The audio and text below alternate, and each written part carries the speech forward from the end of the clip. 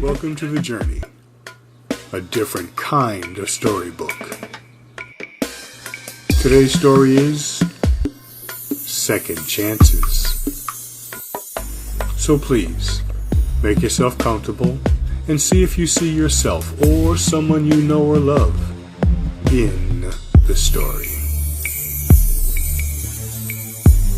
Anyone who knows me well knows that I cashed in my second chance ticket over 20 years ago. Now, this doesn't mean that I've been walking right ever since. In fact, it has often been the opposite. So in my case, a more accurate term would be another chance. Truth be told, I've been given many second chances. Most of the foolish things that I have done didn't cost me much, but there have been a few that have been very expensive and had long-term effects. One in particular has inspired me to write this story. I want to begin by stating that I am a Christian, and it is not my intention to preach to you or try to convert anyone, but only to share how God has and is still working in my life. When I was a young man, I was blessed to have great jobs. I made good money, I was able to travel up and down the East Coast, and I truly enjoyed my life. Somewhere along the way, I picked up a passenger, and it stayed with me for almost 30 years. This passenger did not have my best interest at heart. In fact, it was my belief that it might have been sent to destroy me. You've got troubles, Mac. See, after a few miles and a few years, I began to realize that whenever I chose to pull over and pick up this passenger and give it a ride, that my good life would begin to crumble. My health was being affected. I was missing work, losing jobs and friends. Finally, my spirit began to cry, and I knew then that I had to leave this hitchhiker alone. One Sunday morning, I was driving along and I stopped into a rest area along the road. It didn't serve food or fuel, no, but what it did serve was hope. As I was being refueled, I made the decision to leave that passenger alone. I decided to put it out and leave it behind me. Once I was full, I prepared to leave, and as I was looking at the stained glass windows, I thanked God and asked Him to give me another second chance. The good news is, He did. As I was preparing to continue on my journey, I left that passenger at the rest area and set out in a new direction. I was full, free, and strong again.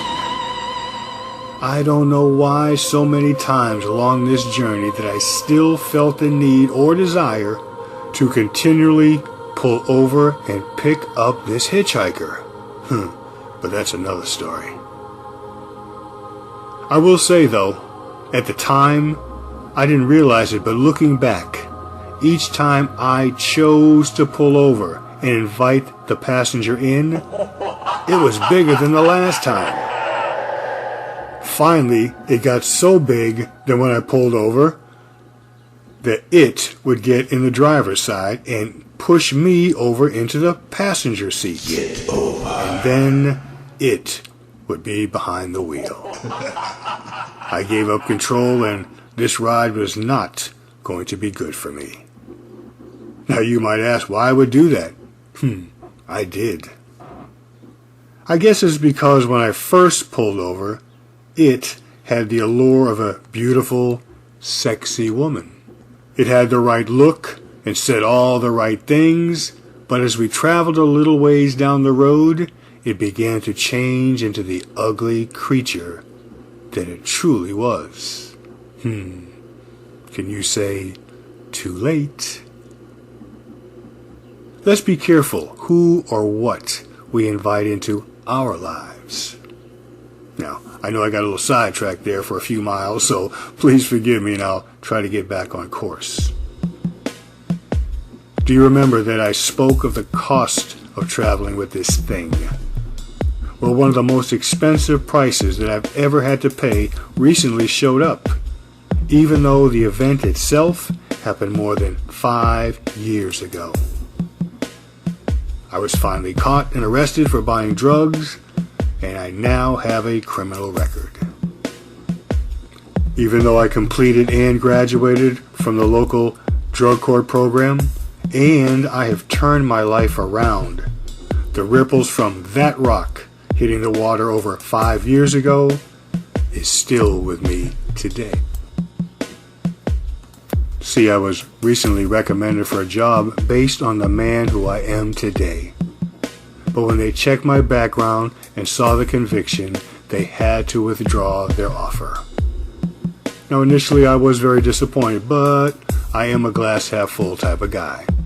So after the initial disappointment, I reflected on how many times that I had foolishly chosen to venture into places that I had no business going into, and how those decisions of mine have influenced where I am today. I chose not to stay focused on those decisions. Instead, I remembered just how many second chances that God has given me. There have been several times along this journey of mine that I've had to resign from a good job before being terminated, and every time within weeks, I was given another job. Another chance. Now, I don't believe in coincidences, no. What I believe in is grace and mercy. Because I believe this, I am able to stay positive, and it is my belief that this recent incident was meant to be, and there's a better job for me a little further down the road. I don't believe that every employer will be as critical about my past, but this experience has taught me that there will be some who are. A good friend of mine years ago, who was a sales manager, told me that he usually had to knock on 10 doors before he made one sale. Which is why I could never be a salesman, and that's definitely another story. What I have learned from all of this is that attitude determines altitude. In order to succeed in life, I believe that we must find and hold on to the courage that it will take to keep knocking on those doors until someone, the right one, says you're hired. I've also learned to appreciate the fact that as many times as I have messed up, I didn't deserve all the second chances that God has given me. And it's that grace and mercy that I build my hopes on for tomorrow. Just a closing thought. That maybe, since we have been given second chances, that maybe, just maybe, we should be willing to give them to others as well.